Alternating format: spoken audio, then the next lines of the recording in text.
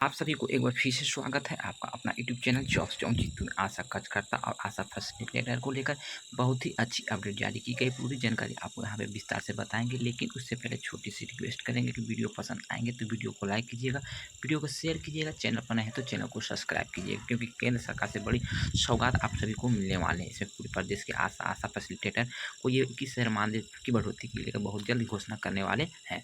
तो यहाँ पर देखिए, रिटायरमेंट की उम्र 62 की जगह 65 वर्ष होने वाले हैं। आप मासिक पेंशन के प्रावधान भी लागू करेंगे। आशा को अब मिलेंगे 10 लाख का पैकेज। पूरी जानकारी आपको विस्तार से दिए जाएंगे, लेकिन उससे पहले आपसे छोटी सी विनती करते हैं कि वीडियो को शेयर जरूर कीजिए। तो चलिए वीडियो को करते हैं स्टार्ट। बस आप लोग चैनल पर लगातार बने रहें। तो जैसा कि आप लोग देख पा रहे हैं, हिंदुस्तान पेपर का जो ऑफिशियल वेबसाइट है उस वेबसाइट पर आए हुए हैं। यहाँ पर न्यूज जो निकल कर आ रही है, बोले भागलपुर यानी आशा कार्यकर्ताओं के साथ हुए समझौते को लागू करे सरकार। यहाँ पर पूरी जानकारी डिटेल से दिया गया है। यानी बिहार राज्य आशा कार्यकर्ता संघ भागलपुर की आशा कार्यकर्ताओं ने सरकार को उचित मानदेय और समान मांग की है। आशा कार्यकर्ताओं का कहना है कि 2 साल से पहले से हुए समझौते को लागू नहीं किया गया, जिसको लेकर ये बातें यहाँ पे उठाई गई है। पूरी डिटेल से नीचे दिया गया है, सभी जानकारी को आपको विस्तार से बताएंगे। आप लोग वीडियो को अंत तक देखते जाइए। यहाँ पे जो जानकारी लिखी गई सारी जानकारी को सावधानीपूर्वक बताने का भी प्रयास करेंगे। स्वास्थ्य क्षेत्र के आशा कार्यकर्ता की महत्वपूर्ण भूमिका होती है। गर्भवती महिलाओं को देखभाल, प्रसव, टीकाकरण के अलावे नवजात की देखभाल की जिम्मेदारी इनके ऊपर ही होती है। मातृ और शिशु के दर मृत्यु दर को कम करने के अलावे बाध्यकरण आदि में आशा कार्यकर्ता वो काम करती है। इस काम में आशा कार्यकर्ता फैसिलिटेटर की भूमिका होती है। आशा स्वास्थ्य विभाग के अभियानों में महत्वपूर्ण जिम्मेदारी निभाने के बावजूद सरकार द्वारा काम के एवज में उचित मानदेय और सम्मान नहीं मिलने से आशा कार्यकर्ताओं में नाराजगी है। उनका कहना है कि पूर्व में बिहार सरकार के साथ जो समझौता हुआ था उससे 2 साल पहले ही लागू परिपोषित राशि का भुगतान भी नहीं किया जा रहा है। काम के एवज में जो परिपोषित राशि होती है, परिपोषित राशि होती है, वो भी राशि नहीं मिल पा रहे हैं, जिससे उसके परिवार का भरण पोषण करना मुश्किल हो रहा है। उसके नीचे देखिएगा कि लिखा है, जिले में प्राय हर वार्ड में आशा कार्यकर्ता की नियुक्ति की गई। आशा कार्यकर्ता महिला को गर्भवती होने की जानकारी मिलने के बाद नियमित देखभाल करती है और आशा केंद्र पर नियमित 5 जांच कराने, टीकाकरण और प्रसव को अस्पतालों को जरूरी जांच की जिम्मेदारी भी आशा कार्यकर्ताओं की होती है। इसके अलावा महिला बंधीकरण, पुरुष बंधीकरण, फाइलेरिया उन्मूलन अभियान, प्लस पोलियो कार्यक्रम, कुष्ठ उन्मूलन अभियान सहित स्वास्थ्य विभाग के अन्य अभियानों को सफल बनाने आशा कार्यकर्ताओं को लगाया जाता है। इसके एवज में आशा कार्यकर्ताओं को अलग अलग कामों के लिए परिपोषित राशि प्रावधान किया गया है। आशा कार्यकर्ताओं को प्रोत्साहित करने के लिए आशा फैसिलिटेटर की भी बहाली की गई है। भागलपुर जिले में लगभग करीब 3500 आशा कार्यकर्ता है और 115 आशा फैसिलिटेटर कार्यरत है। अभी हाल ही में बहाली भी की प्रक्रिया भी चल रही है, जो कि यहाँ पर लिखा गया कि आशा बिहार राज्य संघ भागलपुर संबंध महासंघ गोप गुट के पदाधिकारी का कहना है कि सरकार आशा कार्यकर्ताओं को सम्मान नहीं कर रही है। 2023 में बिहार सरकार और संघ के बीच जो समझौता हुआ उसे आज तक लागू नहीं किया गया है।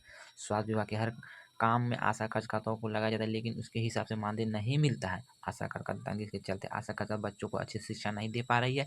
पदाधिकारियों का कहना है कि सरकार आशा कार्यकर्ताओं का काम हिसाब से उचित मानदेय निर्धारित करे। वहाँ पर लिखा गया कि बिहार राज्य आशा संघ कार्यकर्ता भागलपुर के आशा वर्मा के ने बताया कि 2005 में आशा कार्यकर्ताओं की बहाली हुई थी। उसके बाद केंद्र सरकार ने 2,000 रुपये और राज्य सरकार ने 1,000 रुपये परिपोषित राशि का भी तय किया था, जिसमें से कई शर्तें को जोड़ दिया गया था, जिसके चलते आशा कार्यकर्ताओं को उचित राशि नहीं मिल पा रही। स्वास्थ्य विभाग के अधिकांश अभियानों को सफल बनाने में आशा कार्यकर्ता की महत्वपूर्ण भूमिका होती है। काम के हिसाब से परिपोषित राशि का भुगतान नहीं किया जाता। आशा कार्यकर्ता को दिन रात काम लगी रहती है। कभी भी गर्भवती महिलाओं को प्रसव कराने के लिए अस्पताल जाना पड़ता है। घर घर जाकर नवजात शिशुओं को देखभाल और टीकाकरण की कराने की जिम्मेदारी भी आशा कार्यकर्ताओं की होती है। कम राशि मिलने से परिवार को जो भरण पोषण करना मुश्किल हो रहा है। अपनी मांग को लेकर आशा कार्यकर्ता और आशा फैसिलिटेटर 2023 में 32 दिनों का हड़ताल की थी, जिसके बाद बिहार सरकार के साथ समझौते में 1,000 रुपये को बढ़ाकर 2,500 रुपया मानदेय करने का निर्णय लिया गया था, लेकिन 2 साल बाद ही सरकार इस पर लागू नहीं किया गया है। यह आशा कार्यकर्ताओं को आशा फैसिलिटेटर के साथ अन्याय हो रहा है। पर्व त्योहार में परिपोषित राशि का भुगतान नहीं किया जाता। आशा फैसिलिटेटर 30 दिन काम करती है और उसमें से 21 दिन का मानदेय दिया जाता है। कम से कम 30 दिन का मानदेय मिलना चाहिए। सरकार कम से कम 21,000 रुपये का मासिक मानदेय और आशा का फैसिलिटेटर का मानदेय निर्धारित मानदेय करें। मांग को लेकर मांगे पूरा करने के लिए संघ 20 से 24 मई तक हड़ताल करने का भी निर्णय लिया गया था। जो भी आपको इस वीडियो में जानकारी दिया जा रहा है, सटीक दिया जा रहा है, कोई भी अपने मन से बातें नहीं बताई जा रही। जो इसमें लिखा गया उससे वही बात मैं आपको दोहरा रहे हैं। यहाँ लिखा गया कि बिहार राज्य बिहार राज्य आशा संघ भागलपुर से रीना कुमारी ने बताया कि आशा कार्यकर्ता नियमित रूप से घर घर जाकर सर्वे करती है। सर्वे के दौरान गर्भवती महिलाओं को पहचान होती है। उसके बाद गर्भवती महिलाओं को आंगनबाड़ी केंद्रों पर बुलाकर निर्धारित समय पर जांच कराती है। आयरन की गोली सहित अन्य सुविधाएं गर्भवती महिलाओं को उपलब्ध कराई जाती है। आंगनबाड़ी के अलावे अस्पताल ले जाकर महिलाओं को विभिन्न प्रकार की जाँच कराई जाती है। प्रसव के समय गर्भवती महिलाओं के साथ आशा कार्यकर्ता जाती है। प्रसव के बाद नवजात शिशु के घर जाकर देखभाल भी करती है। इसके बावजूद आशा कार्यकर्ता को उचित मानदेय नहीं मिल पा रही है। दिसंबर से अभी तक मात्र जनवरी माह का परिपोषित राशि सभी आशा कार्यकर्ताओं को मिल पाया है। बिहार सरकार के पिछले 6 महीने से लंबित मानदेय का भुगतान लंबित करे तथा इसके लिए दोषी अधिकारियों को जिम्मेदारी तय की जाए। आशा कार्यकर्ताओं को 60 साल के बाद रिटायरमेंट कर दिया जाए और रिटायरमेंट की उम्र 65 वर्ष कर दिया जाए।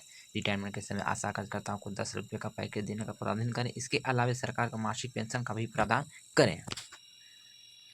संघ की कोषाध्यक्ष रिंकू देवी ने बताया कि मातृ शिशु मृत्यु दर में कमी लाने के लिए आशा कार्यकर्ता दिन रात मेहनत करती है। समय की कोई पाबंदी नहीं। गर्भवती महिलाओं के साथ रात में आने और अस्पताल में रहने की व्यवस्था नहीं है। आशा कार्यकर्ताओं को विभिन्न कामों के लिए प्रोत्साहन राशि नहीं मिलती है।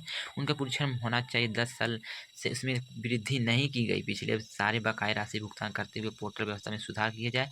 हेल्थ एंड वेलनेस सेंटर के जुड़े आशा कार्यकर्ताओं को देय राशि का भुगतान पोर्टल के माध्यम से किया जाए, जिसमें आशा फैसिलिटेटर को भी जोड़ा जाए। पीरपैंती प्रखंड की अदिता लक्ष्मी देवी ने बताया कि सरकार आशा कार्यकर्ताओं को सरकारी सेवक घोषित करे। गांव में आने जाने के समय शिक्षा की व्यवस्था की जाए। काम के हिसाब से सरकार मानदेय निर्धारित करे। आशा कार्यकर्ताओं की रिटायरमेंट की उम्र 65 वर्ष होनी चाहिए। बिहार राज्य आशा कार्यकर्ता संघ गोपुट भागलपुर शाखा के जिलाध्यक्ष आशा वर्मा ने बताया कि भागल में करीब 3500 आशा कार्यकर्ता 115 आशा फैसिलिटेटर परेशानी के बावजूद आशा कार्यकर्ताओं को द्वारा जिम्मेदारियां पूरी करती है। आशा कर्मी को रिटायर होने की उम्र से 60 से 65 वर्ष होनी चाहिए। वर्ष 2005 से केंद्र सरकार उन लोगों की बहाली की थी। उनके लोगों में से अब तक इस सरकार द्वारा मानदेय का व्यवस्था नहीं की गई, जिसमें उन लोगों की काफ़ी परेशानी का सामना करना पड़ता। आशा कार्यकर्ताओं को अलग अलग कार्य को प्रोत्साहन राशि दी जाती है, जबकि वर्ष 2020 में उनमें लोगों को राज्य सरकार ने 1000 रुपया, केंद्र सरकार ने 2000 रुपये प्रोत्साहित राशि की शुरुआत की थी। इसमें से सरकार द्वारा कुछ शर्तें भी लगाई, जिसमें पूरा नहीं करने का स्थिति 3000 रुपये प्रोत्साहित राशि का भुगतान नहीं हो पा रहा है। यहाँ पर अंजलि कुमारी ने बताया कि आशा कार्यकर्ताओं को पहले एक प्रसूतक के लिए 600 रुपये मिलते थे, लेकिन उस समय से बदलाव कर गर्भवती को सुई देने, बच्चों का टीकाकरण, 9 माह सुई की समेत अन्य कार्यों के हिसाब से परिपोषित राशि का भुगतान किया जाता है। यदि किसी कारण प्रसूता या बच्चा कहीं दूसरी जगह चले जाए तो उसकी खजिमा आशा कार्यकर्ताओं आर्थिक क्षति के रूप में भुगतना पड़ता है। रिंकू देवी का कहना है कि हेल्थ एंड वेलनेस सेंटर से जुड़े सभी आशा कार्यकर्ताओं को फैसिलिटेटर को दी जाने वाली राशि भुगतान पोर्टल के माध्यम से होनी चाहिए। इनमें से उन लोगों के समय पर राशि भुगतान होने से राहत मिलेगी। वह अपने काम को बेहतर तरीके से भी करेगी। तो यहाँ पर पूरी जानकारी निकल कर आ रही थी आशा कार्यकर्ताओं से लेकर। यहाँ पर सुमन कुमारी ने बताया कि केंद्र सरकार और राज्य सरकार के आपसी विमर्श आधार पर आशा कार्यकर्ताओं आशा फैसिलिटेटर के लिए 21,000 रुपये मानदेय का निर्धारित करे और यह सुनिश्चित करे कि जिससे कि महंगाई के दौर में यह अपना और अपने परिवार का भरण पोषण संभव हो सके। इस उम्र में द्वारा दूसरा कोई काम करना संभव नहीं है। उसके बाद देखिएगा बीना देवी बताएं कि 7 साल की आशा कार्यकर्ता रिटायर हो जाती है, उसके बाद क्या करेगी। चिंता सताती। रिटायर होने के बाद 10 लाख रुपये का पैकेज मिलना चाहिए। इसके अलावा सरकार नियमित अनिवार्य रूप से पेंशन की सुविधा सुनिश्चित करे। तो यहाँ पर पूरी जानकारी मैंने बता दी है, और भी जानकारी इसमें दी गई क्योंकि वीडियो काफ़ी लंबे हो जाएंगे, तो आपको शॉर्ट में ही पूरी जानकारी आपको बता दी है। जानकारी अगर आपको अच्छी लगी है तो वीडियो को लाइक करिए, वीडियो को शेयर करें, चैनल पर नए तो चैनल को सब्सक्राइब करें। तो यहाँ पर आशा के 6 माह का बकाया मानदेय भी बहुत जल्द देने की भी बात यहाँ पे उठाई गई है। तो अगर मैंने जानकारी दी है, जो भी जानकारी थी इसमें मैंने बता दी है, कोई जानकारी छूट गए हैं तो आपसे क्षमा चाहते हैं।